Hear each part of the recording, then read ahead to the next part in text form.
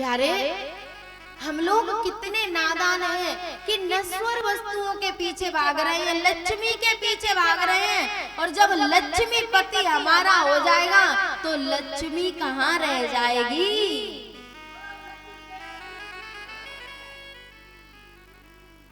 प्यारे, एक भक्त था, संत सेवा करता था,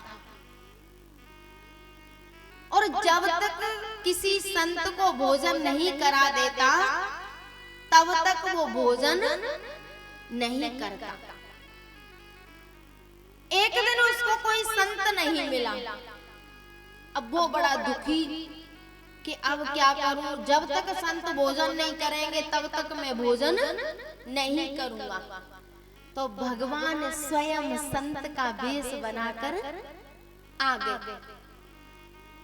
जब भगवान आए, भोजन किया, तो उसने भी बाद में भोजन कर लिया। फिर उसने भगवान से कहा, बोले भगवान, उसको ये नहीं पता कि भगवान है, उसे तो लग रहा था कि कोई संत आ गए हैं।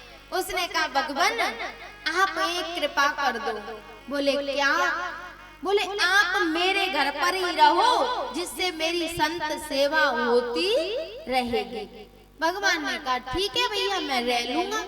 अब भगवान उसके घर संत वेश बना के रहते हैं, वो रोजाना भगवान को भोजन कराता है। लेकिन प्यारे, एक दिन लक्ष्मी जी आई साध्वी का वेश बना के, और आके उसके यहाँ भोजन किया।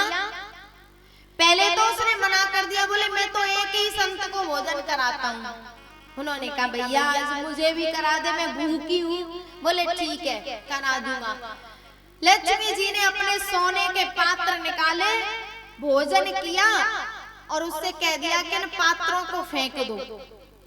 जैसे उसने देखा कि सोने के पात्रों को फिकवा दिया है, उसने कहा कि आप यही भोजन किया करो, आप भी रुक जाओ। 2-4 दिन रुकी तो रोजाना उन पात्रों को फिकवा देती। उसकी पत्नी ने कहा, एक काम करो, इस बाबा जी को भगाओ यहाँ से, इसको रखने से कोई फायदा नहीं है, ये साध्वी जी को रख लो, और ये देखो हमें माला माल कर देंगी, रोजाना सोने के पात्रों में भोजन करती हैं। उसने कहा, बोले संत भगवान आप अब यहाँ से चले जाओ, हमारे यहाँ एक साध्वी जी आई है, वो भोजन किया करेंगे। जैसे ही भगवान चले तो वो साध्वी भी पीछे चल दी। हम लोगों के साथ भी यही होता है, हम लक्ष्मी के चक्कर में लक्ष्मी पति को छोड़ देते हैं। वैसे ही जैसे ही चली तो वो भी पीछे। उसने कहा कि मैंने आपसे थोड़ी कहा है, मैंने तो इन संत भगवान से कहा है।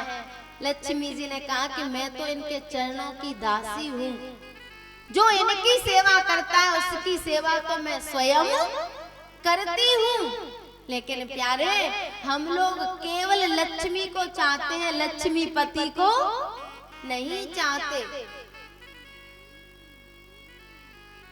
सर्व पाप हराम पुण्याम भुक्ति मुक्ति प्रदायिनी।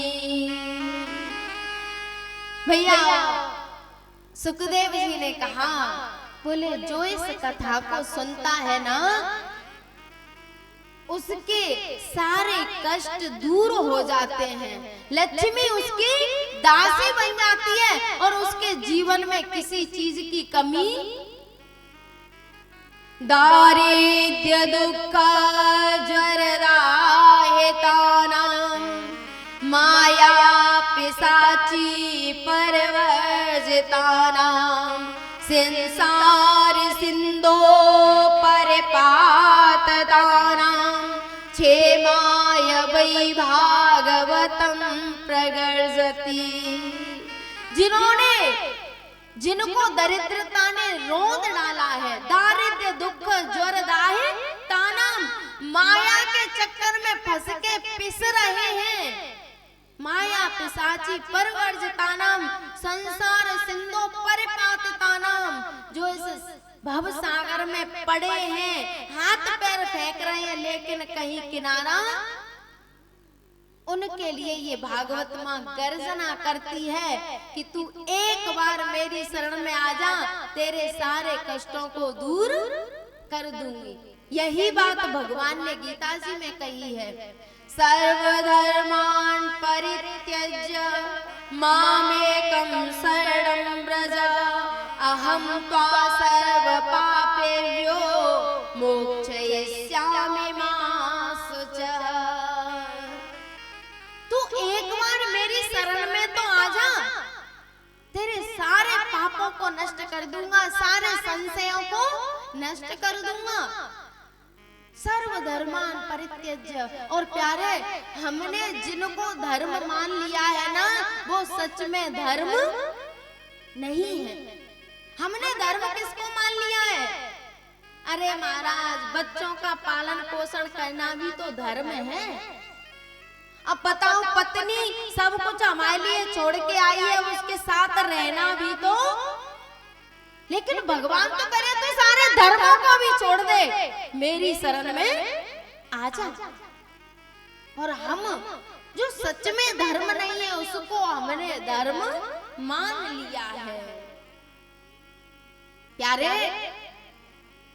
भगवान तो ये कहते हैं कि तू किसी भी बहाने से एक बार मेरी शरण में आ जा, फिर तुझे कुछ करने की जरूरत नहीं है।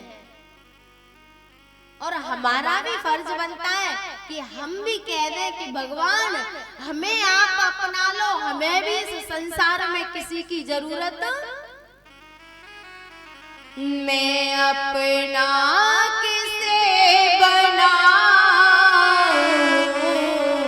तुझे देखे